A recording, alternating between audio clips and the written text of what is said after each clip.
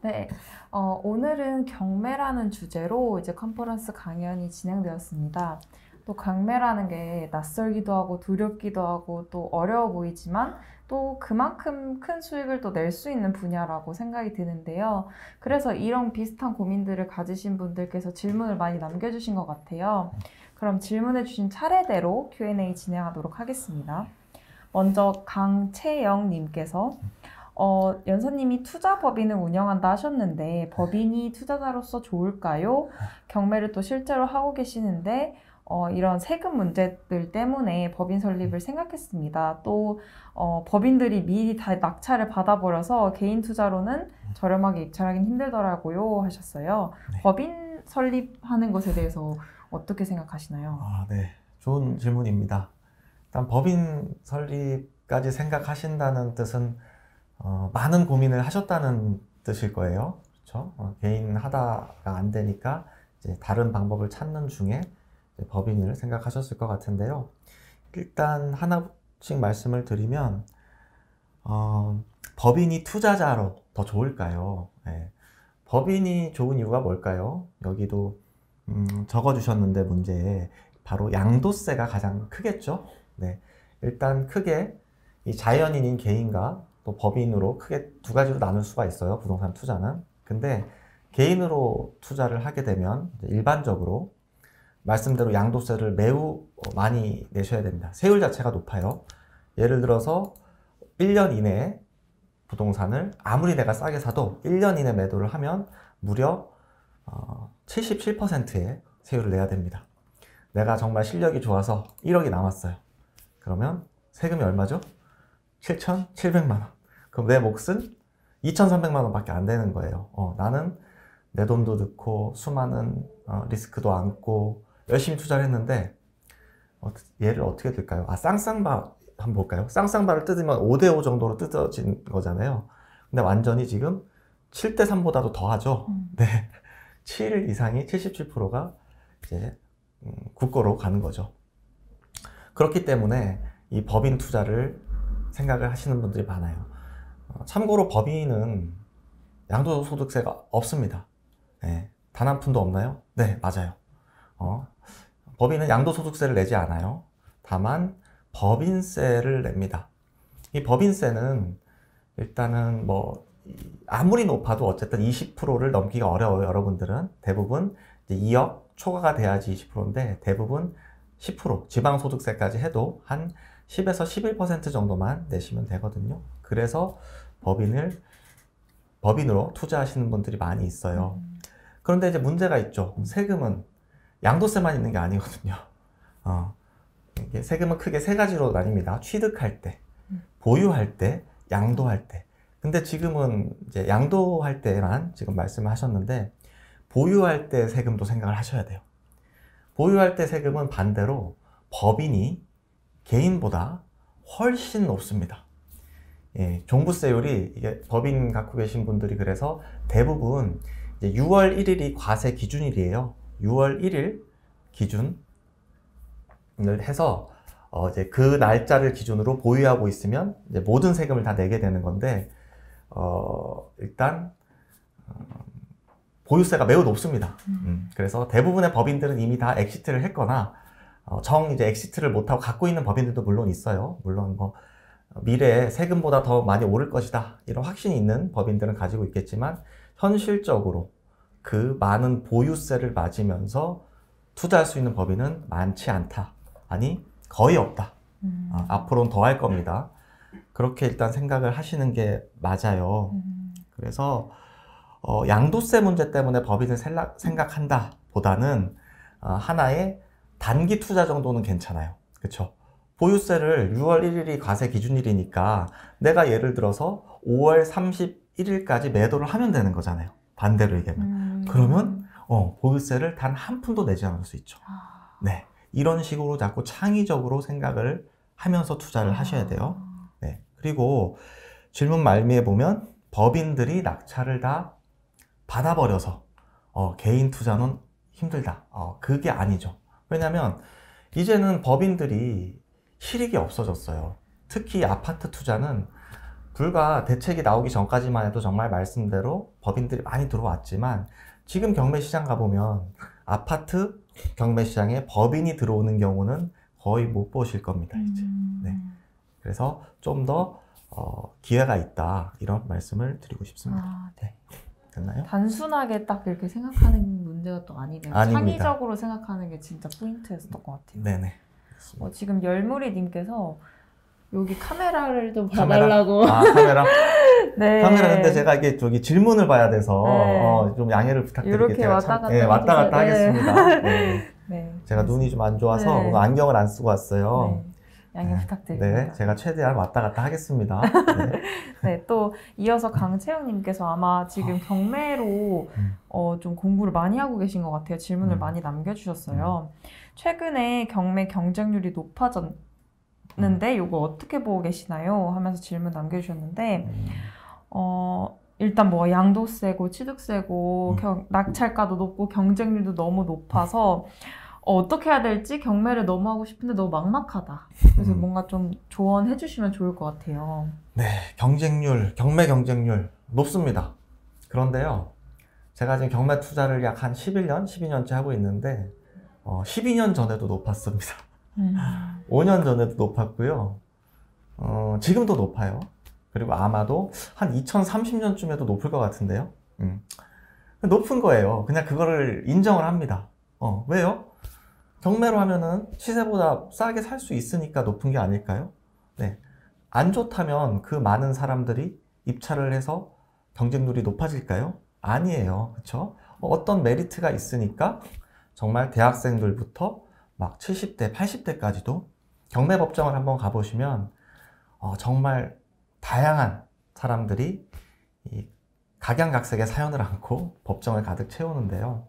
그만큼 경매가 메리트가 있으니까 그런 거예요. 그래서 물론 이제 초보자일수록 그럼 어떻게 하면 되냐? 일단은 좀 처음에는 내가 만일 아직 낙찰 경험이 없다, 이렇다면 이 기대 수준을 좀 낮출 필요가 있어요. 예를 들어서 나는 경매로 투자를 하는데 초보자인데 한 5천만 원 남기고 싶어요. 이런 게 있을까요? 어때요? 생각하기에? 5천만 원 쉽지 않을 것 같아요? 네. 그럼 3천만 원은요? 그 정도는 그 정도는 할 수 있을 것 같아요? 네. 이런 게 내가 원하는 기대 수준이거든요. 아. 그 기대 수준을 저는 이렇게 생각했어요. 정답은 아닐 수 있지만 제가 10년 전에는 그 당시에 제 월급이 한 300 몇십만 원이었던 것 같아요. 근데 300만 원이 한 달 내내 일해서 내가 벌 수 있는 돈인데 한 2달치 월급 정도만 벌어도 좋겠다. 이런 생각을 제가 했거든요. 그러니까 낙찰이 너무 쉬워지는 거예요. 저는 600만 원, 1000만 원만 벌어도 경험하고 돈 벌고 이게 너무 재밌었거든요. 근데 저는 그게 저 나름으로는 당연하다고 생각을 했는데 많은 분들은 에이, 그래도 경매인데 3,000원은 싸게 받아야지 1억은 싸게 받아야지 이런 생각을 하시는 분들이 많은 것 같아요. 네. 답변이 되실지 모르겠는데요. 네. 경매 경쟁률은 앞으로도 높을 겁니다. 하지만 높다고 해서 손을 놓는 게 아니라 기대 수준을 낮추면서 경험치를 높이면서 이렇게 나아가시면 좋을 것 같습니다. 천천히 올라가는 맞습니다. 그 경험이 더 중요한 거예요. 훨씬 경험치가 아니 경험이가 더 중요한 거예요. 네. 다음은 이제 케빈 유님께서 질문해 주신 건데요. 네. 이것도 제가 또 궁금해서 아까 강연 들으면서 여쭤봤던 부분이랑 비슷해요. 대출을 받아서 부동산을 매입하셨다가 부동산 가치 하락이나 기타 요인들로 인해 대출금을 감당하기 어려워졌던 경험이 있으신지 궁금합니다. 어떻게 극복하셨는지 아니면 그런 경험이 없더라도 이런 위기 상황, 부동산 투자자들이 이런 상황에 처했을 때 어떻게 대처하면 좋을까요? 라고 질문해 주셨습니다. 네, 좋은 질문입니다. 투자를 하다 보면요, 위기가 오지 않을 수가 없습니다. 네, 위기 없이 투자를 했다는 것은 저는 개인적으로 말이 안 된다고 생각을 해요. 아주 운이 정말 좋거나 아니면 돈이 정말 많아서 대출을 한 번도 받은 적이 없는 거죠. 그럼 위기가 안 오겠죠.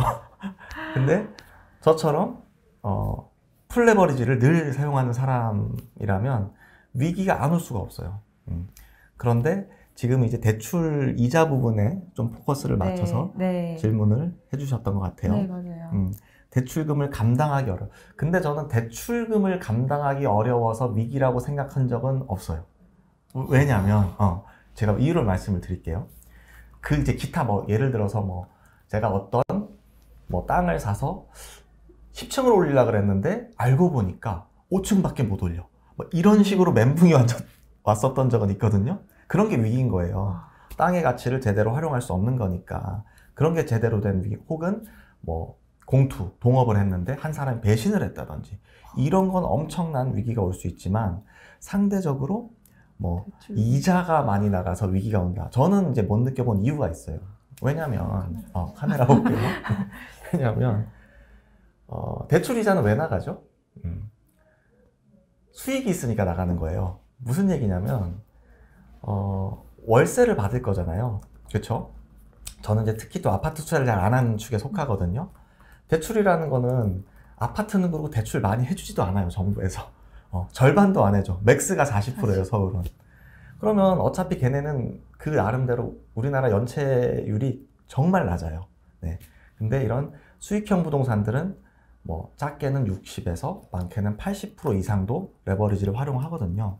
그럼 거기에서 당연히 월세가 나오지 않을까요? 그렇죠? 그럼 내가 대출이자가 예를 들어서 100만 원이라면 거기서 최소 100만 원 이상 나오면 되는 거예요. 그렇죠? 그러면 내 월급을 넣지 않아도 되는 거예요.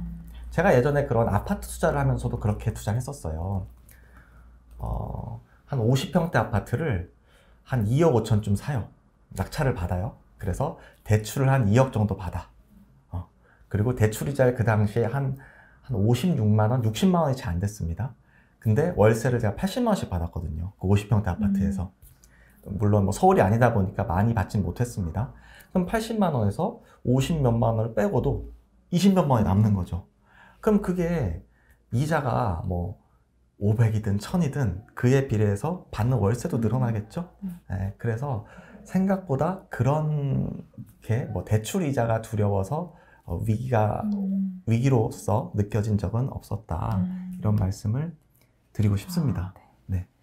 진짜 딱 느끼는 게 진짜 사고 전환이다라는 게 느껴지는 게 저한테도 저도 초보자니까 딱 대출이 가장 큰 위기일 것만 같고 그런 그렇죠. 두려움이 있었거든요. 근데 말씀해 주시는 거 보니까 더 큰 관점에서 보는 노력을 해야 되고 또 중요한 건 어쨌든 초반 수익률 세팅을 그 월세랑 이런 걸 비례해서 그런 걸 잘 해야겠다라는 생각이 드네요. 네, 이미 저는 이제 투자를 알고 있는 거죠. 네. 그 수준을. 네.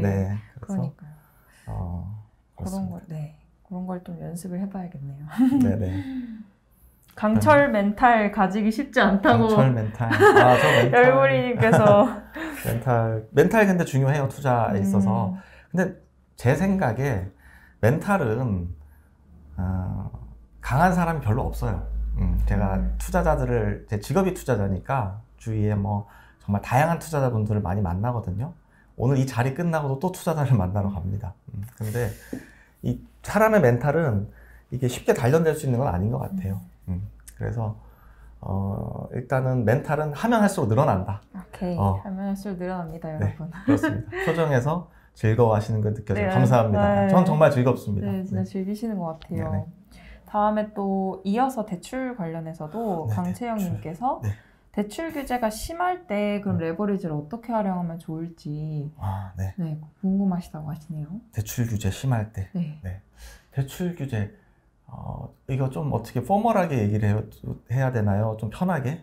편하게? 그냥 우리들 그냥 안방에서 얘기한다. 후배님들에게. 그래요? 그래요. 제가 수위를 잘 조절해 볼게요. 대출 규제가 심할 때. 근데 대출 규제가 제가 투자하고 심하지 않았던 적이 별로 없었던 것 같고요. 저는 사실 다주택자라서 이미 2019년 이후로 제도권 금융에서 아파트 대출을 단 10원도 받을 수 없어요. 그러면 제가 투자를 하지 않을까요? 아니거든요. 저를 아시는 분들은 아시겠지만 또 제 블로그에도 제가 뭐 사면 샀다고 올리거든요. 저는 올해만 해도 거의 매달 부동산을 샀습니다. 그럼 12월이죠. 제가 올해 산 부동산이 12개는 무조건 넘어요. 네. 그 이유가 뭘까요? 저 사람은 달나라에 사나? 그게 아니라 대출 규제는 이런 거예요. 제 개념은 어떤 페널티잖아요. 페널티를 나만 받으면 그거는 불리한 거야. 불합리한 거야. 근데 이 페널티를 모든 사람이 받잖아요. 대한민국 국민이라면 정부에서 정해놓은 대출 페널티를 모든 사람이 받기 때문에 저는 동일선상에 있다고 생각하는 사람이에요. 예. 그러면 내가 약간의 사고 전환만 하면 어차피 동일선상이니까 좀 더 당연히 투자를 할 수 있다고 생각을 하거든요. 물론 이 레버리지는 대출금만 있는 건 아닙니다. 뭐 어떤 게 있죠? 대표적으로 갭 투자 같은 거, 그죠? 남의 전세 보증금을 활용하는 것도 레버리지입니다. 그렇죠? 그럼 내가 레버리지를 크게 쓰고 싶다면 어떻게 하면 되죠? 매매가 대비 전세 보증금 비율이 높은 거를 투자하면은 그게 최고의 레버리지를 쓰는 거죠. 이런 식으로. 네. 또는 내가 굳이 제도권에서 대출을 받고 싶다 하면 저는 이런 방법도 써요. 내가 나올 수 있는 만큼 내가 뭐 40%밖에 안 나온다면 40%를 받아. 그리고 내가 80%가 필요하면 나머지 40%가 필요하잖아요. 그러면 아까 그 영상에서도 제가 말씀을 드렸지만 처음부터 80%가 아니래. 한 절반 정도는 내가 해결해 놓고 나머지 절반 정도는 뭐 공동 투자라든지 부모님이라든지 지인 찬스를 쓸 수도 있는 거죠. 담보물이 있는 거니까. 이런 식으로 좀 안 된다에 포커스를 맞추기보다 된다는 쪽에 포커스를 맞추고 움직이기 시작하면 방법들은 이렇게 계속 나오는 것 같습니다. 네. 아까 초반에 말씀해주신 그 창의적인 방법을 찾아라라는 것도 여기랑 이어지는 것 같은데, 그러네요. 네, 못할 것 같은 데가 아니라 어떻게 되게 하지라고 생각하는 게 딱 그 시작인 것 같아요. 그게 투자자들이 하는 일이에요. 네, 그게 네. 투자자들이 가져야 될 기본 세팅이군요. 네. 네, 좋은 말씀 감사드립니다. 네, 천상계는 아니고요. 먹고 살아야 돼서 그렇습니다. 천상계가 아니라 똑같아요. 현실계에 계시는 분입니다. 네. 감사합니다. 네. 도움이 되시길 바랍니다. 그다음에 또 아무래도 레버리지 말씀해 주셔서 관련해서 질문이 많아요. 앨리슨 리 님께서 좋은 강의 감사합니다 하면서 레버리지 투자를 하려면 리스크 관리가 가장 중요할 것 같은데 내가 감내할 수 있는 투자의 규모를 어느 정도로 어떻게 가늠을 할 수가 있을까요? 그다음에 두 번째 질문은 좋은 경매 물건을 평가할 수 있는 기준은 어떻게 공부할까요? 어떻게 할까요? 네, 일단 질문이 첫 번째 질문부터 가볼까요? 네. 일단 내가 감내할 수 있는 투자의 규모, 이것도 케이스 바이 케이스인 것 같은데요. 이렇게 보죠. 일단 아파트 투자라면 이미 정부에서, 금융기관에서 대출을 많이 해주지 않아요. 그래서 내가 그냥 최대한의 물건을 사도 됩니다. 그 자체가 리스크가 없는 거예요. 그렇잖아요. 60% 이상 대출 안 해주니까. 그런데 제가 주로 투자하는 수익형 부동산, 뭐 상가, 지식산업센터, 뭐 오피스텔, 호텔 이런 거라면 여러분들이 받는 월급 수준이 있을 거잖아요. 예를 들어서 내가 300만 원의 월세를 받는다. 그러면 거기서 나가는 최저 생계비 정도는 있을 거예요. 내가 이를 절반을 쓴다면 한 150만 원의 생활비를 쓴다면 이자 수준이 150만 원을 넘으면 안 될 것 같아요. 일단. 왜냐면 이게 이자가 월세가 이제 한 푼도 안 들어온다고 지금 가정을 하고 말씀을 드리는 거예요. 그러면 이자가 많아지면 정말 이게 삶이 피폐해지고 막 쫄리고, 그렇죠? 이 투자는 왜 하죠? 행복해지려고 하는 거잖아요. 근데 투자를 하면 할수록 피폐해지는 거야. 막 잠도 안 오고 막 피골이 상접하고 밥맛도 없고 이거는 되게 좋지 않은 거예요. 전 투자를 하면서 되게 즐겁게 하고 있거든요. 그 이유가 저는 이미 정부에서 감내할 수 있을 정도로 대출을 해주고 있고요. 네. 그리고 들어오는 월세 수준과 이자 수준을 비교를 해보세요. 그래서 월세가 이자보다 좀 더 높다면 높은 수준까지는 저는 괜찮다고 봅니다. 아시겠죠? 그 정도로 좀 답변이 될지 모르겠고요. 네, 네, 저 충분히 답변이 된 것 같아요. 네, 또 두 번째 질문이? 다음 질문은 컨실리언서님께서 잠깐, 아까 두 개 여기서 있었는데, 네, 두 좋은 번째. 경매 물건을 물건을 평가할 수 있는 기준. 이거는 쉽지 않은 일이에요. 좋은 경매 물건, 이거는 쉽게 얘기해서 해당 부동산의 가치를 판단할 수 있다는 뜻이거든요. 이 정확한 가치 판단은 이게 한두 달 만에 되는 일은 아닙니다. 저 역시도 마찬가지예요. 지금도 다양한 투자를 하고 있지만 여전히 상가 투자 같은 경우는 10년을 해도 아직 어렵거든요. 그래서 이 가치 투자, 좋은 경매 물건을 평가할 수 있는 방법, 이거는 꾸준히 보는 수밖에 없어요.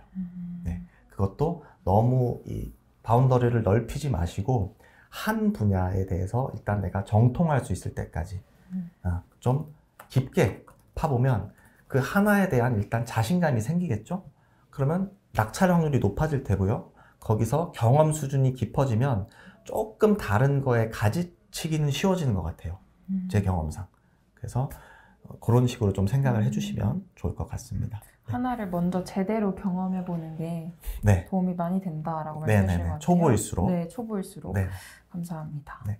다음 컨실리언서님께서 경매 초보자 입장에서 아파트 접근이 용이할 것 같은데 지금 아파트는 각종 규제 때문에 조금 매력이 투자처럼 떨어지고 있는 상황이잖아요. 그래서 이런 상태에서 경매를 시작하는 초보자 입장이라면 어디 섹터를 한 사이클 경험하는 게 좋을까요? 라고 질문해 주셨어요. 초보 입장에서 아주 좋은 질문이네요. 그렇습니다. 말씀대로 아파트 접근이 가장 쉽습니다. 아파트 투자가 초보분들이 하기에 가장 좋은 아이템이에요. 왜 그럴까요? 이유가 뭘까요? 가격이 싸서? 아니잖아요. 아파트 비싸잖아요. 근데 아파트부터 왜 하려고 하죠? 관리할 게 없어서. 관리할 게 없어서. 그렇지 않습니다. 저는 뭐 인터폰 고쳐달라, 물이 샌다, 심지어는 방충망이 뜯어졌다 이런 연락을 받기도 하거든요. 의외로 관리할 게 많이 연락들이 올 수 있어요. 정답은 환금성이 뛰어나기 때문이에요. 여러 가지 이유가 있겠지만 무슨 얘기냐? 투자는 네, 방충망. 투자는 일단 엑시트가 중요해요. 엑시트. 왜냐면 내가 돈이 투입이 됐을 거잖아요. 투입이 됐는데 내가 아무리 많이 오르면 뭐해? 내가 팔고 싶을 때 못 팔면 돈이 묶이게 되죠. 근데 그거는 이제 고수 투자자들은 괜찮아요. 근데 이런 뭐 포트폴리오 차원에서 묶이는 건 오히려 더 득이 되는 경우도 많습니다. 근데 내가 초보 투자자인데 한 번 투자했는데 엄마 아빠한테 어렵게 5천만 원 빌렸어 이제. 그래서 6개월 뒤에 이제 드리기로 했는데 안 팔리는 거야. 이거 어떻게 하죠? 초보 투자자들은 멘붕이 올 수 있단 말이에요. 근데 아파트는 그나마 다른 부동산에 비해서 팔릴 수 있는 확률이 높다. 그런 측면에서 좀 황금성이 뛰어나다는 말씀을 드리고 싶고, 그러면 뭐 빌라는 안 팔리나요? 뭐 오피스텔은 안 팔려요? 이런 질문을 또 할 수 있는데 늘 상대적인 겁니다. 제 경험상 빌라보다는 오피스텔, 또 오피스텔보다는 아파트가 비슷한 조건이라면 더 잘 팔릴 수 있는 확률이 높다. 그럼 초보자라면 제가 늘 경험을 강조하거든요. 한 사이클 돌려보기 위해서는 잘 팔리지 않는 어디 뭐 썩은 빌라 같은 거 싸게 사가지고 마음고생하는 것보다 제대로 된 아파트를 하나 취득을 해서, 아파트가 뭐 수도권만 있는 게 아니니까 저기 뭐 지방 가면 지금 최근에 수강생들 낙찰받은 거 보니까 막 4천만 원 낙찰받고 그래요. 뭐 강원도 뭐 삼척, 동해, 뭐 전북, 익산 이런 데 가면 1억도 안 한단 말이에요. 그러면은 사실 그런 것들 얼마든지 하실 수 있어요, 여러분들. 근데 잘 안 하려고 해요. 잘 안 하려고. 왜 그렇죠? 멀어서 싫대. 근데 또 가까이 있는 거는 비싸대. 그럼 어떻게 해야 될까? 약간의 내가 뭘 포기해야 될지 생각을 한번 해보시는 것도 좋을 것 같아요. 내가 너무 완벽한 조건에서 투자를 시도하려고 하는 것은 아닌지, 내가 돈이 부족하던 경험이 부족하다면 뭔가 하나 두 개쯤은 포기를 할 수 있어야 됩니다. 아시겠죠? 네, 답변이 되었으면 좋겠습니다. 그러면 그 주거용 부동산은 또 규제가 심한데도 그래도 초보자들한테는 아파트를 추천하시는 거죠? 초보자들한테는요. 그런데 꼭 아파트가 아니어도 돼요. 예를 들어서 이제 아파트도 저 같은 경우 이제 비규제 지역도 있거든요. 대출이 상대적으로 잘 나오는 뭐 비규제 지역들, 뭐 원주라든지 뭐 천안, 아산, 뭐 저기 뭐 서산 뭐 이런 데는 전 아직까지 뭐 먹을 게 있다고 봐요. 있다고 보는데 이제 그런 쪽을 하셔도 되고, 또는 내가 이런 것도 좋을 것 같아. 빌라도 그냥 경매로 조금 싸게 사서 비싸게 팔기보다는 약간의 가공 과정을 거치는 거지, 이제. 뭐 인테리어 기술. 그러니까 속된 말로 몸빵 하는 거예요, 그냥. 인테리어 업자고 그러면 돈 많이 들어가잖아요. 네. 내가 도배도 해보고, 장판도 깔고, 타일도 깔아보고, 그렇게 해서 조금 이게 인테리어가 정말 중요하거든요. 네. 그렇죠. 이게 여자든 남자 화장빨 중요하잖아요. 그죠? 부동산은 더해요. 네. 그래서 특히 화장실 같은 거 깔끔하게 수리를 해놓은 상태에서 싸게 받아서 가공해서 팔면 당연히 팔릴 확률이 많이 높아지겠죠? 그래서 뭐 굳이 아파트만 한다가 아니라 내가 좀 더 쉬운 거, 돈이 덜 들어가야 된다면 빌라가 좀 더 나을 거고요. 좀 더 안전한 걸 원하는 분이라면 아파트가 나을 거고. 이런 식으로 생각을 상황에 했습니다. 맞게 상황에 맞게. 네, 해주시면 될 것 같아요. 네, 네. 감사합니다. 네. 다음은 SJ님께서 경매한 사이클을 일단 경험해보라 라는 걸 되게 많이 강조해 주셨잖아요. 근데 그거 뛰어들기 전에 미리 공부를 해볼 수 있는 추천 서적이나 어떤 공부 재료들이 있을까요? 그냥 어떤 리스크가 있을지 아예 감도 안 잡혀서 그냥 일단 두렵다, 막연하게 두렵다라고 하시네요. 그렇죠. 어떤 거 추천해 주시죠? 네. 맞아요. 두려움을 어떻게 하면 깰까요? 어떤 공부를 해야 일단 될까요? 어떤 네. 공부? 여기 있다. 여기 가까이 있네. 여기 있네, 여기. 이 책 되게, 물론 뭐 제가 쓴 책이라서가 아니라 아주 좋습니다. 나름 뭐 거의 지금 10세 가까이 찍고 있는 경매 책 중에 제일 잘 팔리는 책이에요. 이 책 정독하십시오. 네, 정독의 뜻 아시나요? 네. 심지어는 이거 필사까지 하시는 분들 상당히 있는 것으로 알고 있습니다. 아시겠죠? 네. 정독을 꼭 하세요. 정독을 하시면, 저는 투자자재 학자는 아니에요. 그래서 글을 최대한 쉽게 씁니다. 그러니까 제가 글을 잘 쓴다는 게 아니라 쉽게 써요. 투자도 쉽게 하거든요. 내가 이해하지 못하는 투자는 절대 할 수가 없거든요. 내 돈이 한두 푼도 아닌데 어떻게 돈이 나가겠어요. 그쵸? 그래서 일단은 책을 많이 읽기보다 양질의 책을 여러 번 읽으세요. 아까 제가 비슷한 말씀을 드린 것 같은데 항상 좀 좁고 깊게, 정말 너덜너덜해질 때까지 파세요. 제가 가끔 이렇게 사인을 이렇게 해드리는 경우가 종종 있는데요. 정말 책이 걸레가 됐어. 막 얼마나 봤는지. 아무튼 그래서 좋은 책 많이 읽으시고, 또 아까 질문이 리스크? 아니. 그거 서적이나 어떤 공부 재료가 있을지. 공부 재료. 네. 공부 재료니까 쉬운 거 하셔야 돼요. 일단 쉬운 거. 일단은 최대한 책과 양질의 유튜브 영상을 통해서 간접 경험을 최대한 많이 한 수밖에 없어요. 간접 경험. 그래야지. 그리고 간접 경험을 통해서 최대한 일단 이해를 한 후에 내가 잘하는 지역부터 하면 돼요. 엉뚱한 거 말고 내가 뭐 집 근처라든지 뭐 직장 근처라든지 잘하는 쪽에 더 시작을 하시면 좋을 것 같습니다. 네. 일단 이 책을 꼭 읽어보시길 추천드리겠습니다. 네네. 그다음에 쉬는 시간 이후에 또 질문이 2개 정도가 있어요? 더 올라온 것 같아요. 그래서 열무리님께서 요즘 지식산업센터 분양권 투자가 핫하다고 하는데요. 내년까지도 서울 인근 경기도 지산 분양권 투자처로서 괜찮을지 궁금합니다.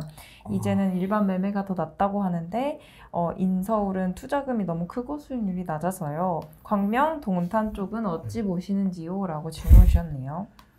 이분은 투자를 좀 하시는 분 같아요. 네. 왜냐하면 벌써 뭐 여러 가지가 나왔죠. 초보자들이 잘 하지 못하는 지식산업센터, 분양권, 네.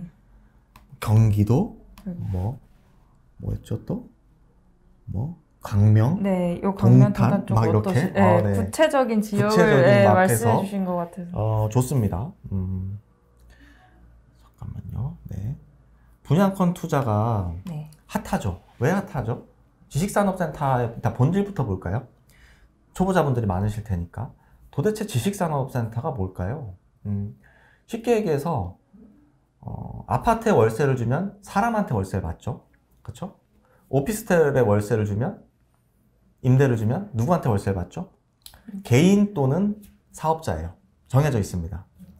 지식산업센터는 법인 또는 사업자한테 월세를 받을 수 있는 거예요. 상품 자체가 그렇습니다. 개인한테 월세를 받을 수가 없어요. 그래서 당연히 사업자 등록증이 필요한 거고요. 제가 지식산업센터 투자를 좋아하는 이유는 레버리지를 크게 활용할 수 있어서입니다. 저는 지산 투자를 하면서 아직까지 80% 이하로 대출받은 적이 없습니다. 심지어는 90%까지 대출을 받고 있는데 일단은 지금 이렇게 이 지산 시장이 뜨겁다 보니까 되게 상당히 핫해요. 지금 이렇게 관심을 가지시는 것처럼. 그래서 상대적으로 경매나 일반 매매로 사기가 어려워진 시장이 됐습니다. 이게 무슨 얘기냐면 핫한 지역은 돈이 있어도 못 사요, 지금. 내가 돈이 있어. 내가 막 5억이 있어. 저 지산 하나 서울에 나오는 거 갖고 싶어요. 한번 돌아다녀 보세요. 쉽지가 않은 거죠. 그래서 분양 단계부터 접근하시는 분들이 많은 거예요. 그래서 분양권 투자가 지금 핫하고, 근데 분양 시장도 마찬가지죠. 이게 늘 수요와 공급의 법칙은 똑같습니다. 수요는 많은데 공급이 작아.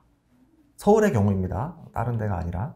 그러면 당연히 분양권 가격이 올라갈 테고 프리미엄 가격이 올라가겠죠. 그래서 그런 거래들이 되고 있는데요. 네. 잠깐 질문하기 좀 다시 할게요. 내년까지도, 올해까지는 이랬죠. 내년까지도 괜찮을지, 그거는 아무도 모르죠. 내년까지 괜찮을지는 모르죠. 하지만 저는 이렇게 생각을 해요. 저도 지금 올해만 해도 지식산업센터 분양권을 2개를 샀어요. 또 저도 샀습니다. 샀는데 이 열기가 갑자기 뭐 금리가 올라간다고 해서 확 식지는 않을 것이다. 왜냐면 저는 항상 투자를 할 때 큰 틀에서 이 돈의 흐름을 좀 보는 편이거든요. 이 돈의 물줄기를 좀 이해를 하셔야 되는데, 지식산업센터는 제 생각에 약간 오버슈팅한 감이 없지 않아 있어요. 무슨 얘기냐면 현재 가치보다 조금 고평가 수준에 지금 들어가고 있다. 이런 얘기. 주식으로 치면 뭐 예를 들어서 한 1,000원짜리 주식이 지금 한 1,200원, 1,300원 하는 거야. 쉽게 얘기해서. 그럼에도 불구하고 저는 베팅을 하고 있거든요. 왜 그럴까요? 이 상대적으로 아파트 시장, 투자 시장에 대한 규제가 강하잖아요. 강하면 강할수록 돈은 가만히 있는 게 아니라 대체 투자처를 찾아다닙니다. 네. 돈이라는 애가 정말 정직한 애예요. 얘는 기가 막히게 그런 거를 잘 찾아다녀요. 구멍을. 규제가 덜하고 수익률이 높고 레버리지를 더 크게 쓸 수 있고 리스크 해치가 더 잘 되고 인플레이션 해치를 할 수 있는 이런 곳으로 기가 막히게 찾아다녀요. 얘는 우리가 자고 있는 동안에도. 그렇게 봤을 때 대체 투자처가 마땅치가 않아요. 물론 제가 주로 투자하는 조금 어려운 투자처들이 있긴 한데 일반인 분들이 하긴 쉽지 않거든요. 그렇게 봤을 때 저는 조금 더 갈 확률이 높다, 이런 개인적인 생각입니다. 개인적인 생각이고, 뭐 동탄이나 광명은 저도 경매로 접근을 하고 있어요. 지금 광명 같은 경우도 뭐 좋습니다. 좋은데 저는 개인적으로 자금이 조금 있으시다면 그래도 안전한 서울 쪽에, 인서울 쪽으로 투자하시고, 조금 내가 자금이 부족하다 그러시면 경기도 쪽도 나쁘지 않다. 다만 내가 원하는 수익률 수준은 나와야 된다. 무조건 지식산업센터라고 해서 들어가는 게 아니라, 왜냐하면 레버리지 비율이 높잖아요, 일반적으로. 근데 레버리지 비율이 높은데 내가 이걸 버티지 못하면 내가 산 금액보다 더 낮게 팔아야 될 수도 있다는 생각을 하셔야 돼요. 그렇기 때문에 원하는 수익률 수준을 정확하게 정해놓고 그걸 내가 감내할 수 있다면 아니면 조금 신중히 생각을 하셔라, 이런 말씀을 드립니다. 네, 감사합니다. 마지막 질문인 것 같아요. SJ님께서 부동산 투자 전문가들은 리스크를 감내하라고 말씀하신 분들이 많은 것 같네요. 첫 경험을 위해서는 조금 수익이 낮더라도 안전하게 수익 낼 수 있는 매물에 투자해봤으면 좋겠는데 이런 매물은 있더라도 많지 않을 거고 경쟁률도 높겠죠? 이러시네요. 그러면서 쫄보가 첫 경매를 할 때는 어떤 특징의 매물을 해보면 좋을까요? 라고 질문해 주셨습니다. 좋습니다. 그거죠. 투자는 하고 싶은데요. 저는 정말 손해가 너무 두렵고요. 네, 근데 정말 하고는 싶어요. 근데 겁이 너무 나요. 그런데 쫄보라는 표현을 쓰셨는데 쫄보가 아닌 사람은 없어요. 네, 이 사람은 이 손해보는 거에 대해서 상당히 두려워합니다. 그거는 저도 마찬가지예요. 그런데 왜 전문가들이 리스크를 안으라고 하죠? 그거 외에는 저는 다른 방법을 찾지 못해서 그래요. 네. 제가 저축도 해보고 펀드도 해보고 저는 뭐 차이나 펀드, 리츠, 뭐 수협, 신협, 예탁금, 뭐 MMF, RP 다 해봤습니다. 제가 뭐 부동산 투자를만 하는 게 아니에요. 각종 금융상품들 다 넣어봤어요. 그런데 그렇게도 여전히 제 삶이 바뀌기는커녕 희망도 없더라고요. 그러니까 물가 상승률 이상으로 수익을 내야지 내가 삶이 조금 어떻게 바뀔 텐데 이거 뭐 저축 열심히 한다고 해서 내가 백날 뭐 0.12% 그 금리 더 주는데 막 은행 찾아다닌다고 해서 이게 답이 없는 거예요. 네. 그러니 리스크를 안을 수밖에 없는 거거든요. 그럼 리스크를 안을 수밖에 없는 건 일단은 그거는 그냥 기본 하나의 그냥 고정값인 거예요. 저한테는. 그러면 조금 더 똑똑하게 투자를 하자는 거죠. 리스크가 없는 투자는 없습니다. 하지만 리스크를 최소화할 수 있는 투자는 할 수 있다는 거죠. 일단은 좀 마인드를 이렇게 가지셨으면 좋겠어요. 그래서 초보라면 가격으로 리스크 해치를 할 수 있을 거예요. 아까 말씀드린 대로 4천만 원짜리 아파트도 있어요. 내가 4천만 원짜리 아파트를 낙찰을 받았어요. 예를 들어 뭐 3,500만 원에 받았어. 정말 뭐 금융위기가 와. 이거는 그 누구도 모르는 거죠. 3천만 원으로 내려갔어. 그럼 얼마 손해봐나? 500만 원 손해보잖아요. 겁나고 두렵죠. 근데 500만 원 떨어지면 우리 삶이 끝나나요? 아니죠. 한강물에 들어가야 될까요? 그런 거 아니잖아요. 네, 그런 거 아니라고. 그래서 내가 정말 두려우면 이 금융위기라는 건 그래요. 저는 개인적으로 위기가 올 수도 있다고 생각을 합니다. 근데 이 국제 공조 시스템이 그렇게 만만치가 않아요. 이미 시스템 자체가 저는 잘 돼 있다고 생각을 하고 지금 이 순간에 돈을 풀리고 있습니다. 그러면 저는 좀 더 확률이 폭락이나 이런 낮은 쪽이 아니라 좀 높은 쪽에 베팅을 하자는 거예요. 네, 미래는 아무도 알 수가 없어요. 그거 안다고 생각하는 분들이 있으면 믿지 마세요. 네, 그건 어려운 거지만 확률이 높은 쪽에 베팅을 하되 내가 좀 감내할 수 있는 절대값, 취득가액을 낮추던지 그게 어려우면 아까 말씀드린 대로 공투를 하는 거지. 2명. 예를 들어 4천만 원이 없으면 둘이 들어가면 2천만 원씩만 있으면 될 거고 넷이 들어가면 1,000만 원만 있으면 되는 거니까 그럼 떨어져 봐야 뭐 100만 원, 200만 원 손해볼 거잖아요. 그럼 경험 쌓고 돈도 벌고 또 리스크 수준이 감내할 수 있는 수준이 되면 내가 버틸 수가 있어요. 그럼 장기적으로 봤을 때는 쭉 늘려보면 결국은 또 다시 제자리를 찾는 시점이 올 거라고요. 그렇죠? 가장 안 좋은 게 내가 어떤 자산을 취득했는데 외부 충격이 와서 일시적으로 자산이 떨어졌어. 그때 두려움에 파는 경우거든요. 네, 이것만 하지 않으시면 돼요. 아시겠죠? 네, 좀 답변이 되었으면 좋겠습니다. 네. SJ님 쫄보에 대해서 답변이 잘 되셨는지요? 네. 네. 그러면 질문은 모두 다 답변해 주신 것 같은데 네네. SJ님께서 노하우뿐 아니라 확신과 용기도 북돋아 주시는 네, 감사합니다. 네. 제가 나름 시장에서는 이런 진짜. 용기를 물론 뻔한 말씀 좀 이렇게 좀 그래요, 괜찮습니다. 여러분들 아껴 쓰세요. 리스크 좀 덜 안으시고요. 이런 말씀을 좀 드리질 못해요, 제가 성격이.